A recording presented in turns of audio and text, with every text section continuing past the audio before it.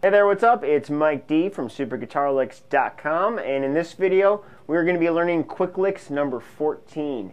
So let me go ahead and play it for you, and then I'll tell you all about it and how to learn it. Here we go.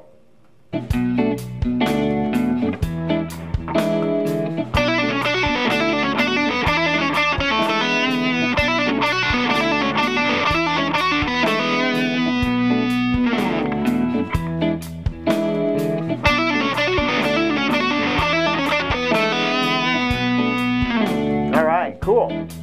So let's dive in a little bit. So this lick is played against the backing track called the 2/5 jam, and this has to do with actually some minor jazz or some light, I should say, light jazz concepts. The tempo of this song or this jam is at 125.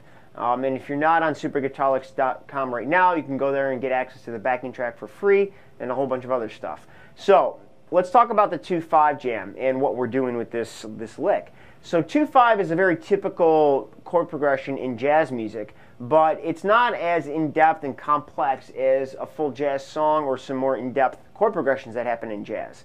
And the reason why it's really good to learn and jam on is because you could use the same scale and play through it throughout the whole jam. What usually happens in jazz music is that you want to switch your scale and where the scale is rooted almost on every chord change. It becomes very complex. Rock guitar players and blues guitar players are used to saying, hey, we're in the key of A major or E minor. And then you just play an E minor pentatonic scale the whole time and you don't got to worry about anything.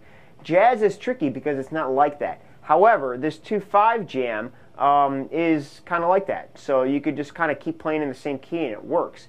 The key signature of this jam is actually in the key of A major. However, what we're going to be doing is looking at the Dorian mode. And I'm not going to get too crazy into mode concepts right now, but it's very similar to a minor scale. Let's just say that. And if it's rooted on the B, that's what we're going to want to do. So if we play a Dorian scale, the only difference is that the Dorian scale has against the minor scale. So if you know a minor scale, okay, the Dorian has a raised sixth. 1, 2, 3, 4, 5, 6. So there's the regular minor. If I play Dorian, I just raise this note. Everything else is the same. But what I'm going to look to, though, for this lick is the two strings on the D and G string. The notes on the D and G string. Okay.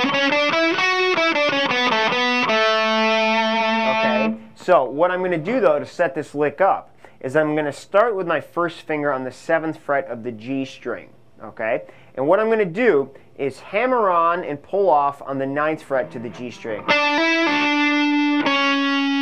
Alright, then my pinky is going to stretch up to the 11th fret on the D string. So as you can see, when I do this lick, my fingers are really kind of stretched over these frets, 7, 9, and 11. So that helps me get this really good. So I hammer on and pull off from 7 to 9. My pinky comes up to the 11th fret on the D string. Now I do 7th fret and I hammer on and pull off the 11th fret to the G string. Okay, and then I go to the 7th fret on the D string. Alright, so there's kind of two licks that happen. The first, and then the second. And then all I do is kind of repeat that and get it going.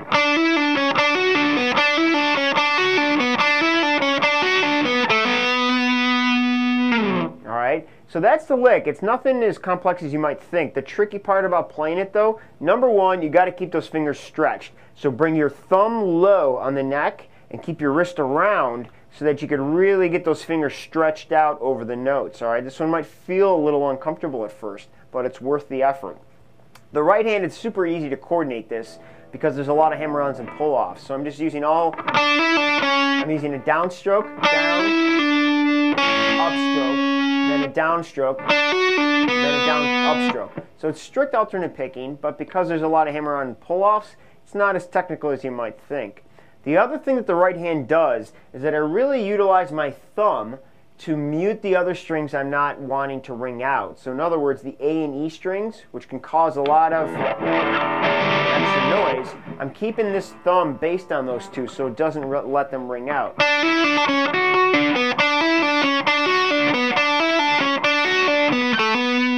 Okay, and there's your lick. So let's hear it against the backing track.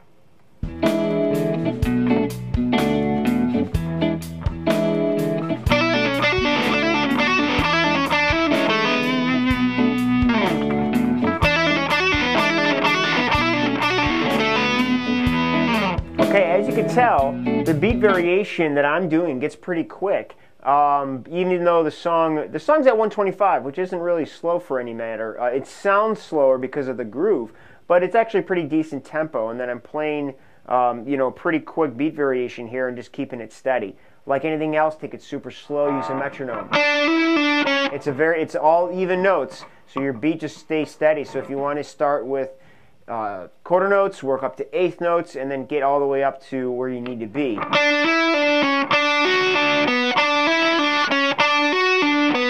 But every note's nice and clean. My first finger just stays planted on the 7th fret of the G string. It doesn't move, and then everything else happens around that. So there's the lick. Have fun with it. Be sure to share this video with your friends. Check out superguitarlicks.com for more free lessons, and we'll see you real soon. Later.